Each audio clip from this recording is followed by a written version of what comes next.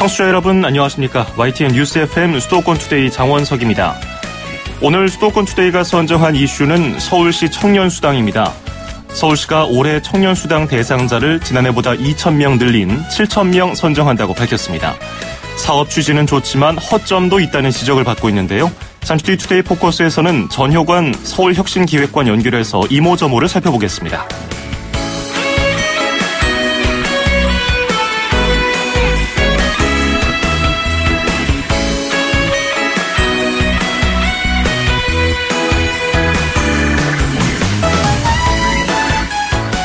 오늘 아침 앵커가 뽑은 수도권 뉴스입니다. 경기도가 일 생활 균형 지원을 위한 기업 컨설팅에 나섭니다. 전문 공인 노무사가 시간 선택제, 유연 근무제, 교대제에 따른 노무 인사 관련 규정을 정비해주고 정부 지원금 신청까지 돕는 건데요. 이미 지난해 42개 기업이 상담을 받았습니다. 신청은 어제 시작됐고요. 다음 달 16일까지 이어집니다. 자세한 사항은 경기도 홈페이지를 참고하시기 바랍니다. 헨슨이 부르는 음밥 띄워드리면서 2018년 2월 20일 수도권 투데이 시작합니다.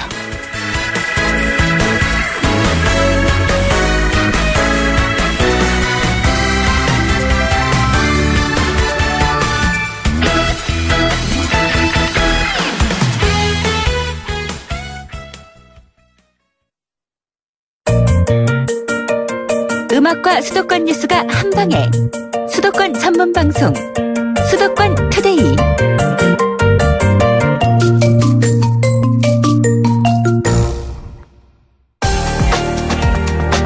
투데이 포커스.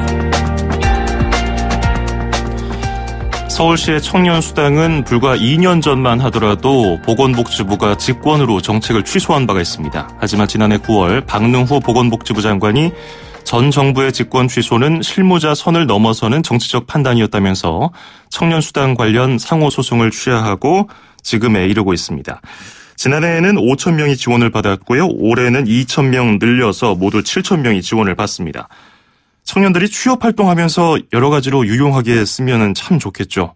하지만 일부 지원 대상자들의 도덕적 해이 문제라든지 사업 예산 편성 관련해서 궁금한 점이 있는데요. 관련 내용 살펴보겠습니다. 전효관 서울혁신기획관 연결하겠습니다. 전 기획관님 안녕하세요. 네, 안녕하십니까. 네. 2018년도 청년수당 대상자를 다음 달 2일부터 모집을 하지 않습니까? 네, 신청 그렇습니다. 자격이 구체적으로 어떻게 됩니까? 서울에 거주하고 있는 20에서 29세의 청년이면 가능하고요. 네. 이 청년들 중에서 저희가 이제 미취업 기간이 긴 사람들하고 소득 기준이 낮은 사람들을 50대 50으로 이렇게 합산해서 선정을 합니다. 예. 절대적인 기준은 없고 신청한 사람들 중에서 비교를 통해서 좀 네네. 오래된 취업 준비 기간이 오래된 사람들을 우선으로 선정하는 건가요? 네, 그렇습니다. 네. 얼마를 줍니까? 저희가 이제 2개월까지 50만 원씩을 지급하고요. 예. 그 활동 내역이 유의미하면 6개월까지 50만 원씩 지급을 합니다. 그러면 총 6개월 지급을 하는 셈입니다. 최대 300만 원까지 받을 수 있나요? 네, 그렇습니다. 네. 한 번 받은 사람이 나중에 또 받을 수 있나요? 아니, 없습니다. 그렇군요. 네. 한 번 받을 수 있고. 그 지급 형태는 어떻게 됩니까? 계좌이체를 해줍니까? 아니면은 체크카드를 저희가 이제 줍니까? 카드로 지급을 하고요. 예. 그 카드 내역을 이제 자기 활동에 맞추어서 쓰는 형식이고 그 결과를 저희한테 보고하는 형태입니다. 그렇군요. 현금 카드를 주는군요. 네네. 잠시 뒤에 또 관련 내용 여쭤보기로 하고요. 청년수당, 그 말 그대로 청년이라는 단어가 주는 이미지 때문에 혹시 기혼자들, 결혼하신 분들은 이제 덜 관심을 줄 것 같기도 하고요. 나이와 조건이 맞으면은 기혼자도 신청할 수 있나요? 네, 기혼자 가능하고요. 예.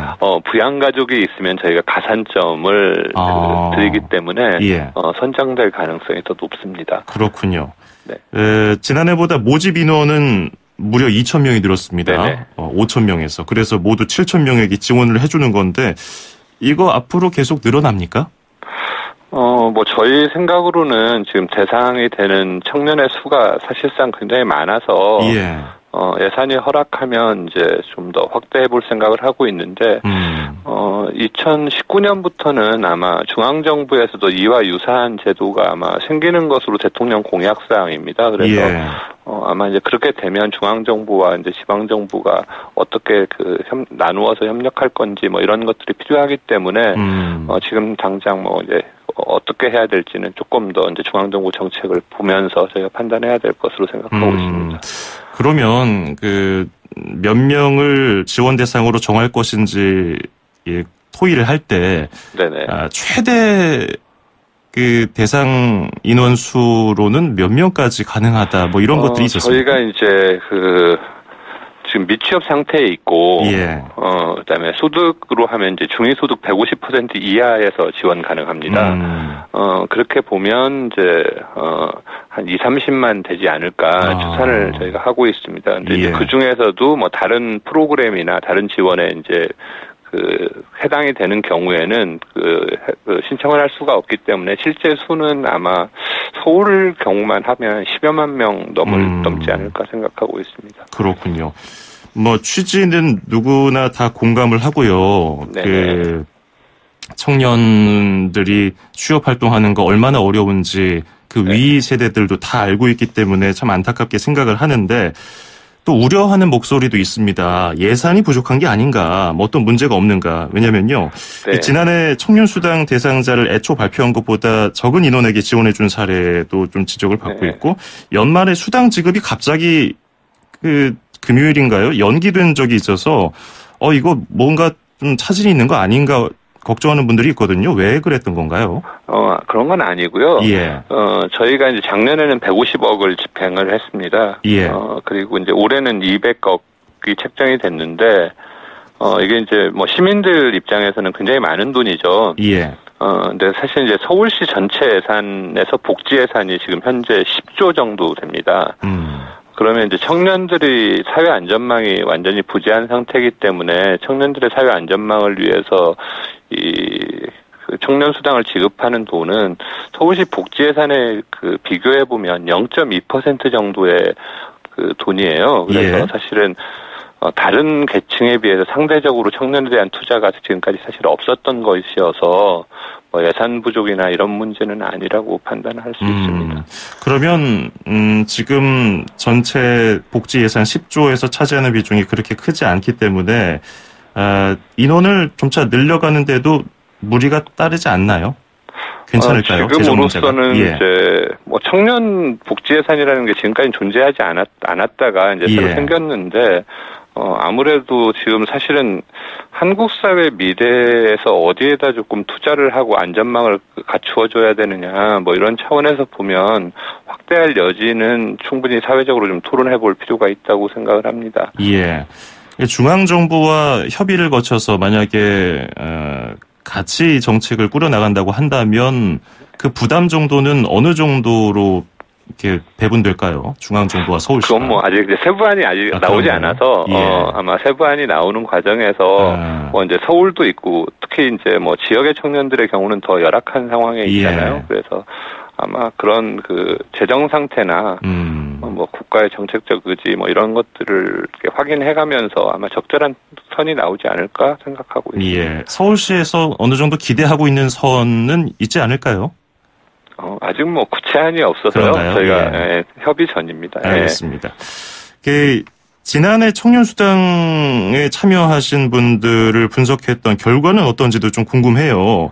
일부에서 도덕적 해이 논란이 있었기 때문에 생활비나 뭐 유흥비로 쓰면 어쩌나 이런 의견이 있었는데 어떻습니까? 저희가 이제 3월 중에 작년도 지원 대상자들 성과 분석 토론회 같은 것을 지금 자료 분석을 하고 있어요. 그래서 아마 그 자료 분석에서 자세하게 어떤 데 도움이 됐는지 이런 것들을 분석할 예정이고요. 뭐 청년들의 대부분의 반응을 보면 지금 굉장히 이렇게 고립무원 상태에 처해 있는 청년들이 이제 상당수 존재하고 또 사회 벽은 상당히 높은 편이고 이런 데에서 이제 청년 수당을 받고 굉장히 의미 있는 도움이 되었다라는 비율이 90% 이상 지금 나오고 있습니다. 그리고 이제 일부 언론에서 이제 청년들이 이걸 뭐 다른 데 사용하는 게 아니냐 뭐 이런 이제 의문점들을 제기해 주신 분들이 있는데 예. 뭐 극히 일부의 사례일 거라고 저희가 생각을 했고 작년에 문제 제기가 있어서 전수조사를 했었어요. 예. 근데 뭐 예를 들면 숙박업소 같은 데서 이제 결제를 한 경우들이 있습니다. 예. 근데 이제 그 사정을 보면 뭐 지방의 테니스 강사 시험을 보러 갔는데 그 테니스 강사 시험 때 이제 머물렀던 그 숙박비를 결제를 했거나 뭐 집에 그 갑자기 그 월세방에 문제가 생겨가지고 그 일시적으로 이제 숙박업소에 이제 투숙을 했거나 뭐 이런 경우들이어서 사회가 걱정하는 그런 사례는 극히 미미한 상태라고 파악을 하고 있습니다. 그 청년수당 소비 내역은 나중에 서울시가 어떻게 확인을 합니까? 저희가 이제 카드로 저희가 이제 지급을 하기 때문에 예. 저희가 이제 확인을 할 수가 있고요. 근데 이제 이게 개인정보잖아요. 예. 그래서 이제 저희가 이제 청년들이 제대로 사용하는지를 그냥 모니터링하는 수준에서 점검을 하고 특별하게 이제 예를 들면은 이 경우는 조금 해당 활동과 직접적인 연관성이 없는 것으로 보인다 이러면 이제 저희가 그것에 따라서 좀 강화된 모니터링을 하고 만약에 부정 사용일 경우에는 회수하고 뭐 이런 절차를 거치게 됩니다. 이게 말씀하신 것처럼 개인정보기 때문에 사사치 다 들여다보기는 쉽지 않을 것 같은데요. 네네. 그래서 그 청년수당을 받는 수급자들이 활동 보고서라는 것을 작성하나요? 네, 그런 게 있다고 들었는데 네네. 거기에는 어떤 내용들을 쓰는 건가요? 자기가 알아서 쓰는 건가요? 네, 이제 본인들이 지금 이제 예를 들면 그 계획을 6개월 동안 어떤 활동을 하겠다는 계획을 미리 작성을 합니다. 근데 예. 이제 작성을 하고 이제 실제를 하다 보면 예정대로 진행되는 일도 있고 그다음에 이제 조금 상황이 달라지는 경우도 그렇겠죠. 있고 그래서 예. 그런 내용들을 상세하게 기술하는 것을 목표로 하고 있고요. 올해부터는 조금 활동 보고서를 조금 더 강화해서 활동들을 조금 치밀하게 이렇게 볼 수 있도록 저희가 지금 조치를 취하고 있습니다. 주로 어떤 점에 초점을 두고서 모니터링 하실 계획인가요? 그러니까 뭐 청년들이 자기가 진로를 모색하는 활동이라는 것은 굉장히 다양하게 존재를 하기 때문에 예. 저희가 일률적으로 이제 판단을 할 수는 없는데, 본인이 세웠던 목적과 이제 목표라는 게 있잖아요. 예. 그 목표에 이제 부합하게 활동들이 진행되는가, 그리고 이제 예산들이 거기에 적절하게 쓰이고 있는가, 이제 이런 것들을 체크하는 수준입니다. 예. 예. 또 그럼에도 그런 허점을 노리는 일부 인원이 있지 않을까 걱정하는 목소리가 있어서 또 질문을 드리면, 네, 왜냐하면 귀에 걸면 귀걸이고 코에 걸면 코걸이라고, 네. 뭐 사실 제한하는 영역이 있지 않습니까? 뭐 특급 네네. 호텔, 카지노, 상품권, 네네. 귀금속 이런 것들은 뭐 업종 코드로 제한을 했기 때문에 막을 수 있다고 하더라도 정말 영향이 없을 것 같은 뭐 게임 CD 그런 소프트웨어를 산다든지 이런 것에 대한 사각지대 어떻게 대책이 없을까요? 이게 이제 업종 코드가 예. 이렇게 광범위하게 되어 있는 업종들이 있습니다. 뭐 예를 들면 노래방도 일반 음식점에 포함돼서 노래방에 이제 사용할 수 있는 경우가 있고 그래서 예. 저희가 이것을 사전에 규제하기보다는 좀 자율성을 갖고 사용하되 그 사용 내역을 본인이 이렇게 좀 입증하는 형식으로 운영을 하고 있습니다. 그렇지 않고 이제 사전에 다 막아버리면 실제로는 필요한데 사용을 할 수 없는 이런 문제점들이 드러나거든요. 그러니까 예. 저희가 이제 갖고 있는 원칙은 청년들이 자신의 진로나 뭐 활동을 모색하는 데 있어서 지장이 좀 없어야 한다. 그래서 이것과 관련된 뭐 다양한 의견들을 저희가 수렴하고 듣고 있습니다. 그래서 예. 점차 개선이 될 거라고 저희도 생각하고 있습니다. 현금을 인출해서 다른 것을 사용하고 뭐 거짓 내역을 작성해서 보고하는 이런 것들을 막기 위해서 성남시의 경우는 청년 배당 있지 않습니까? 지역 경제 활성화도 하고 청년 지원을 뭐 동시에 한다 해서 성남시 안에서 가맹점에서 쓸 수 있는 상품권을 지급하고 있던데 뭐 이런 아이디어 같은 것을 차용한다든지 이런 생각은 없으십니까? 그것도 이제 고려를 해봤던 아닙니다. 근데 이제 문제는 지역 화폐나 지역 상품권을 쓸 수 있는 게 굉장히 제한적이에요. 근데 청년들이 활동을 하는데 예를 들면 뭐 학원에 가야 된다. 근데 상품권을 받지 않는 학원은 어떻게 할 건가 이런 문제들을 해결할 수가 없어서 예. 1차적으로는 청년들의 활동을 진작하는 게 청년수당의 가장 큰 목적이기 때문에 그런 차원에서 그 본인들의 좀 자율성과 이렇게 그 자율적인 사용을 하고 사후 모니터링을 하고 이런 방식을 저희가 채택하고 있습니다. 예, 서울시 청년수당은 그 수급자들의 자율성을 좀 강조하는 측면이 있군요. 네네. 자, 끝으로 이제 다음 주 금요일부터 바로 신청을 받기 시작하는데 네네. 청년수당 신청과 관련해서 우리 청취자 여러분들께 당부의 말씀하신다면요? 올해 이제 박원순 시장님도 신년사에서 강조하셨는데, 이제 우리 사회 좀 미래를 좀 바라보고 우리가 이제 어떻게 청년에다 투자할 건가 이런 고민이 좀 필요한 시점입니다.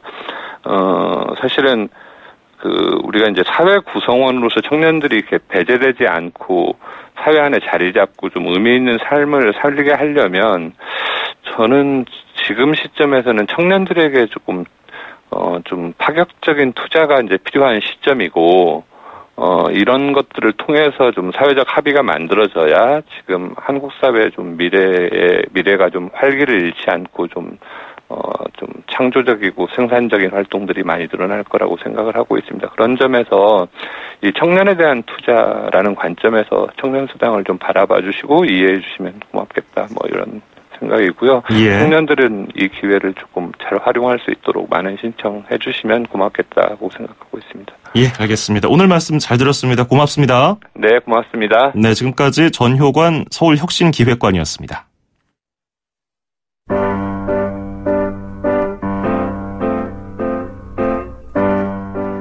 The Free Design의 Don't Cry Baby 듣고 2부에서 뵙겠습니다.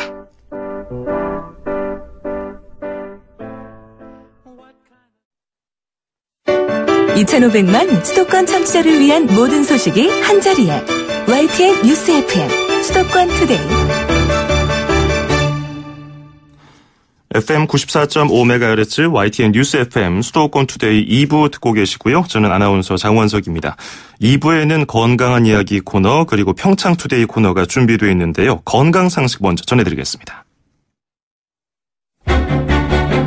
수도권 투데이 청취자 여러분 건강하세요. 쉽고 재밌게 풀어보는 건강한 이야기. 100세 시대 사람들의 가장 큰 관심사는 나의 몸입니다. 건강을 위한 일상의 정보와 팁을 주실 분 만나보겠습니다. 인제대 서울백병원 가정의학과의 강재헌 교수와 함께하겠습니다. 안녕하세요. 안녕하세요. 예, 설 잘 보내셨습니까? 예, 잘 보내셨습니까? 예, 저도 간만에 설을 좀 쉬면서 했습니다. 다행이네요. 예, 오늘은 어떤 이야기를 좀 해볼까요? 예, 오늘은 저온 화상에 대해서 말씀을 드릴까 합니다. 아, 저온 화상. 예. 겨울철에 특히 지금 평창 동계올림픽을 보시는 분들 꼭 핫팩 같은 거 하나씩 주머니에 넣고 가실 텐데. 맞아요. 예. 그런 것들 때문에 저온 화상이 잘 생기던데요. 주로 어떤 때 저온 화상이 발생합니까? 네, 보통 우리 화상이라 그러면은 뜨거운 데 손을 댄다던가 네. 아니면은 불이 난다던가 이럴 때 연상을 하는데요. 사실은 그보다 낮은 온도에서도 장기간 노출이 되면 화상을 입을 수가 있어요. 그걸 저온 화상이라고 하는데 보통 40에서 45도 정도? 그러니까 체온보다 한 5도, 10도 정도 높은 정도라도 그 차이 때문에 오랜 시간 노출이 되면은 화상을 입을 수 있고요. 네. 방금 말씀하신 것처럼 핫팩이라든가 또는 전기장판 또 온수 매트 이런 것들을 사용할 때 흔히 나타납니다. 아, 그렇군요. 자, 저온 화상 때문에 좀 평소에 고생하신 분들 좀 계실 겁니다. 짧은 문자 50원, 긴 건 100원이 되는 샵 0945 우물정 0945번으로 질문 보내주시면 저희가 바로 답변을 해드리겠습니다. 저온 화상 하면 일반 갑자기 데인 화상하고는 좀 다를 것 같은데 대표적인 증상이 뭡니까? 네, 사실 저온 화상이 무서운 것은 비교적 낮은 온도에서 서서히 화상을 입기 때문에 네. 증상이 없고 또 통증도 느끼지 못하는 경우가 많다는 것이 문제예요. 그래서 오랫동안 그 저온 화상에 노출이 되게 되면은 약간 빨갛게 바뀌는 열성 혼반 또는 색깔이 약간 진해지는 색소 침착이 나타나게 되거든요. 예. 근데 심하면은 노출 시간이 길어진다면 고온 화상과 마찬가지로 물집이 잡힌다든지 심한 통증 또 2도, 3도 화상까지도 갈 수가 있어요. 예. 개구리를 서서히 뜨거운 물에다 끓이면은 뭐 못 알아차리고 거기서 그냥 죽는다 뭐 이런 얘기가 있는데 그거 비슷한 것 같기도 해요. 예. 난방용품을 쓰다가 화상을 입은 것 같다고 느꼈을 때 당장 이거 어떻게 대처할 수 있을지 방법을 모르는 경우가 많거든요. 급한 대로 찬물에 이렇게 담그는 게 좋을까요?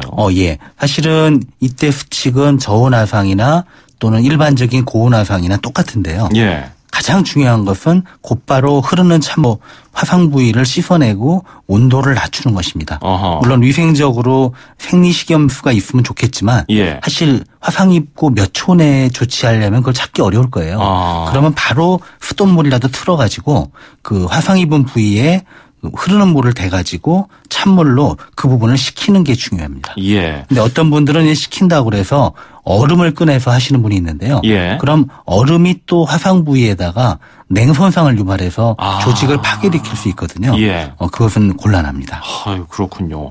근데 아이들의 경우는 뭐 바로 병원에 데려가는 게 낫겠지만 성인들은 그냥 놔둘 수도 있을 것 같아요. 네. 저온 화상의 경우 그냥 두면 자연 치료가 될까요? 물론 아주 경미하다든가 예. 또는 화상을 입은 부위가 작은 부위인 경우는 조금 두고 볼 수는 있겠죠. 네. 하지만 예를 들어 물집이 생겼다든가 또는 일반적인 2도 화상 이상의 심한 화상일 경우 또는 화상의 부위가 넓다든가 또는 목, 손가락 또는 그 굽혀지는데 네. 팔꿈치나 아니면 다리 쪽에 무릎 뒤쪽에 그런 데 화상을 입게 되면은 나중에 문제가 될 수 있으니까 병원에 바로 데려가는 것이 좋습니다. 그렇군요. 보통 우리가 추위를 잘 타는 부위가 피부 조직이 좀 연한 경우가 많더라고요. 목 네. 같은 경우도 맞아요. 그렇고요. 예. 그래서 거기다가 핫팩을 대거나 요즘에는 그 패치처럼 붙이는 형이 있어서 그렇죠. 이게 목 뒤에 붙이고 있다 보면은 어느 순간 저온 화상 때문에 다 물집이 생겨 있고 그런 경우가 있는데 네네. 9147번님이 비슷한 문자를 주셨어요. 핫팩을 목 뒤에 붙이고 등산을 다녀왔더니 물집이 좀 잡혀서 약국에 가서 약을 사다가 발랐습니다. 다 낫기까지 시간이 좀 걸리는 것 같던데요. 병원에 가보는 게 좋을까요? 이렇게 질문 주셨어요. 예, 사실 방금 말씀드린 것처럼 네. 목 부위는 피부가 연하고요. 또 굽혀지고 접히는 부위예요. 네. 그래서 그 부분이 혹시 화상이 심하게 돼가지고 2차적으로 그 부위가 섬유화가 되게 되면 그 부위에 장애가 생길 수도 있어요. 피부 쪽에. 예. 그러니까 한번 병원에 가보시는 게 좋겠고요. 이분의 경우처럼 그 추운 곳에서 이제 감각을 잘 못 느끼는 곳에서 이 패치를 붙이거나 핫팩을 살갗 가차이에 붙여놓게 되면 예. 사실 온도를 못 느끼고 화상을 입을 수가 있는 거죠. 저도 그 저온 화상이라는 것을 군대 가서 처음 봤거든요. 네네. 왜냐면은 겨울철에 야간 행군한다고. 그렇죠. 추우니까 그 목 뒤에 붙여놓은 그 핫팩. 그게 예. 뜨거운 줄 몰랐던 거죠. 그럴 수 있어요. 나중에 보니까 이게 예. 그 급하게 고온 화상을 입은 것과 다름없이 크게 상처가 깊더라고요. 맞습니다. 그래서 그 위험성을 알게 됐습니다. 자, 그리고 2906번님이 문자 주셨는데요. 바깥에 오래 서서 일을 하고 있어서 전기 손난로를 겨울에는 옆구리에 꼭 끼고 일합니다. 옆구리가 좀 검붉게 된 듯 싶은데 이게 저온 화상 증상일까요? 이렇게 질문 주셨어요. 예, 초기 저온 화상 증상이에요. 그래서 사실 추울 때 모닥불을 피워놓는다든가 아니면 송풍기, 그러니까 또는 전기난로를 놓을 때는 적어도 최소 1m 이상의 거리를 두고 사용을 하지 않으면은 네. 곤란하고요. 말씀 주셨던 증상, 따갑다든가 피부가 가렵다든가 피부가 울긋불긋해지는 등의 증상이 생기면은 바로 사용을 중단하시는 게 좋겠습니다. 5095번님도 등산 바지를 입은 상태에서 핫팩을 무릎에 대고 있다가 나중에 보니까 화상이 난 것 같더군요. 피부로 느껴지지 않았는데 이런 화상이 자주 발생하나요? 뭐 이런 취지로 질문 주셨는데. 예, 그게 저온 화상의 특징이고요. 그래서 옷 위로 된다 할지라도 이 핫팩이나 이런 것들은 한 번 더 수건이나 이런 거로 싸가지고 직접 살에 닿는 것이 아니라 약간의 거리나 간격이 생기도록 하는 게 좋고요. 또 하나의 방법은 추울 때 핫팩을 쓰잖아요. 예. 이것을 붙이거나 소지하는 부위를 옮기시면 조금씩 낫습니다. 한 군데 8시간을 두는 것보다는 1시간씩 돌리시게 되면 저온 손상의 위험이 훨씬 떨어지게 되죠. 그런데 상처마다 그 흉터의 형태가 조금씩 다르잖아요. 그렇죠. 화상의 경우도 좀 특이한 색소 침착 같은 거 그런 것들을 나타내던데 그런 건 회복이 안 되나요, 잘? 예, 간혹, 그러니까 물론 색깔이 조금씩 옅어질 수는 있지만, 예. 경우에 따라서는 이 색소 침삭이 1년 이상 가는 경우도 있어요. 근데 더 문제가 되는 것은 2도, 3도 화상까지 넘어가게 되면 피부가 그러니까 파괴가 되기 때문에 네. 큰 흉이 남는 경우도 있습니다. 그렇군요. 평소에 저온 화상 피하려면 어떤 걸 조심해야 할까요? 네, 우선 온열 제품에 피부가 직접 노출되는 걸 피하는 게 좋습니다. 예를 들어 전기장판이나 뭐 이런 걸 깔 때는 위에 이불을 한두 겹 더 깔아가지고 직접 닿지 않도록 하는 게 좋고요. 핫팩은 여러 부위를 옮겨 다니면서 사용을 하시고 그다음에 가려움증이나 따끔한 등의 증상이 생기면 사용을 중단하시고요. 마지막으로 저온 화상이 제일 자주 나타나는 게 음주후입니다. 아, 그래요? 예, 음주를 하면 곤하게 자게 되고 감각을 더 못 느끼게 되니까 또 몸을 덜 움직이게 돼요, 잘 때. 네. 그렇게 돼서 특히 음주를 많이 하시고 찜질방에 가거나 또는 전기 매트를 사용할 때 저온 화상이 흔합니다. 아유, 뭐 술은 어딜 가나 이렇게 밉상이네요. 자, 지금 잘 들었습니다. 오늘 저온 화상에 대해서 알아봤고요. 인제대 서울백병원 가정의학과 강지연 교수였습니다. 고맙습니다. 감사합니다.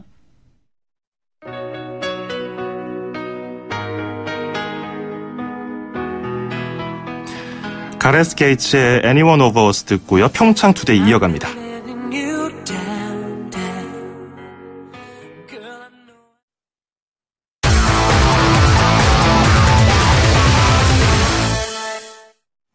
네, 평창 동계올림픽이 막바지를 향해 달려가고 있습니다. 평창 현지에 나가 있는 이혜리 리포터 전화 연결해서 소식 들어보겠습니다. 이혜리 리포터 안녕하세요. 네, 안녕하세요. 예, 설 명절도 거기서 보냈죠? 네, 저는 한국 선수단들과 함께 설을 보냈는데요. 예. 그날 또 합동 차례가 있어가지고 그래요? 같이 떡국을 먹으면서 정말 특별한 설날을 보냈습니다. 아유, 잘했네요. 안 그래도 차례 지냈는지 궁금했었는데 떡국 먹었다니까 그래도 마음이 좀 놓입니다. 네. 지난주에는 쇼트트랙을 직접 취재하고서 소감을 말씀해 주셨는데 이번에는 스피드스케이팅 현장을 또 취재하셨잖아요. 네, 맞습니다. 스피드스케이팅은 어떻던가요? 현장에서 보니까 쇼트트랙 스케이팅하고 또 다른 재미가 있던가요? 네, 정말 선수들이 빠르게 달리는 거를 눈으로 또 확인할 수 있는데요. 그 선수들의 뭐 숨소리나 표정까지도 가까이서 볼 수 있어서 정말 재밌었습니다. 이래서 가서 봐야 하는군요. 뭐 직관이라고 요즘에 하죠. 제가 스피드 스케이팅 얘기를 꺼낸 이유가 다 있습니다. 바로 3연속 올림픽 메달을 거머쥔 이상화 선수 얘기를 하려고 하는데 그 발 사진이 나중에 공개돼서 화제죠. 네, 이상화 선수가 SNS에 올린 사진에 굳은 살이 박힌 맨발 사진이 화제가 되고 있는데요. 이 공개된 사진 속에 이상화 선수의 발은 굳은 살로 가득했습니다. 이 발목 뒷부분은 빨갛게 까져 있었고 물집도 있었는데요. 맨발로 이 빙판 위를 걸으면서 그동안 이상화 선수가 빙판에서 보냈을 노력과 시간들을 사진을 통해서 느낄 수 있겠더라고요. 그 발도 참 고생을 하고 몸도 힘들었겠지만 마음고생이 얼마나 컸을까, 또 부담이 얼마나 심했을까, 이상화 선수의 눈물을 보면서 알 수 있었을 텐데, 현장에서 인터뷰도 좀 하셨잖아요. 감정이 그때는 좀 진정됐던가요? 제가 그 믹스존에서 이상화 선수를 만났을 때는요, 그때도 약간 좀 벅차오르는 그런 감정이었는데, 그 이상화 선수가 눈물을 흘린 이유에 대해서 직접 물어봤습니다. 그랬더니 그 이상화 선수가 경기가 끝나고 관중들이 박수를 쳐주면서 이상화 이렇게 다 함께 외쳤거든요. 근데 그 소리에 그동안에 느꼈던 부담감, 그리고 뭐 결과에 대한 뭐 아쉬움, 뭐 후련함, 또 주변 사람들에게 대한 감사함 등 이런 여러 감정들이 좀 교차가 돼서 그날 눈물이 났다고 얘기를 했습니다. 그래서 울었군요. 예전에 김연아 선수도 그렇지만 마지막 그 자신의 그런 퍼포먼스를 보여준 다음에 이게 눈물을 흘리는 것, 그것과 좀 비슷하게 일맥상통했던 그런 눈물이었던 것 같아요. 네. 자, 그리고 차민규 선수가 어제 값진 은메달을 획득했죠? 네, 그야말로 차민규 선수가 일을 냈는데요. 이 스피드 스케이팅 남자 500m에서 34초 41을 기록하면서 0.01초 차로 정말 이 간만의 차로 은메달을 품에 안았습니다. 이 노르웨이의 호바르 로렌첸 선수가 20초 4일로 차민규 선수를 0.01초 차로 제치는데요.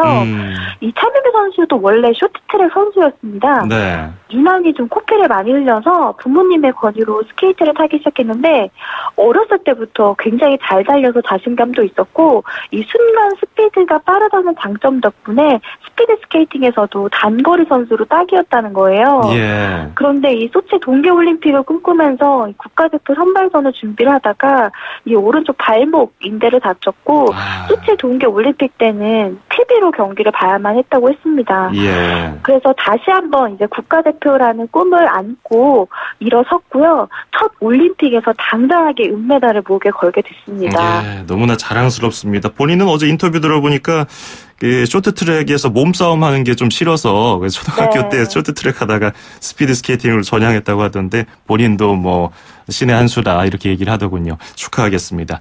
자, 그리고 여자 컬링 돌풍. 야, 이거 스웨덴도 꺾으면서 지금 예선 공동 1위를 하고 있는데 재밌는 것이 전부 다 김 씨예요. 감독까지 포함해서. 그래서 팀 킴 뭐 이렇게 불리고 있는데 외국 사람들은 뭐 가족이냐 하면서 신기해하더라고요. 네, 이 컬링의 특이한 점이 바로 가족으로 똘똘 뭉쳐 있다는 겁니다. 예.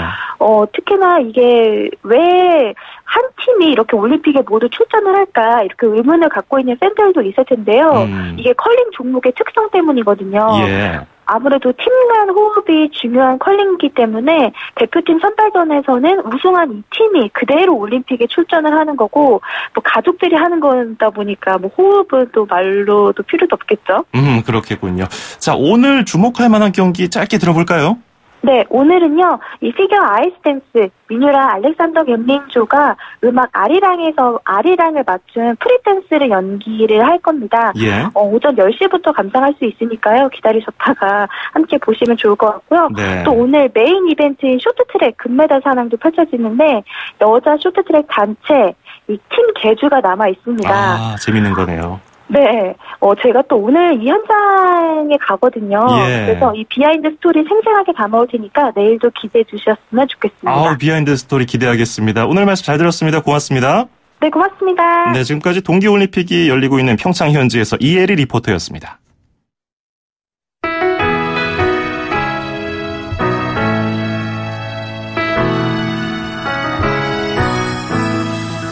2월 20일 화요일 수도권 투데이 오늘 준비한 소식 여기까지고요. 끝으로 블루의 기프트 띄워드리면서 인사드립니다. 저는 내일 아침 9시 10분에 뵙죠. 장원석이었습니다. 고맙습니다.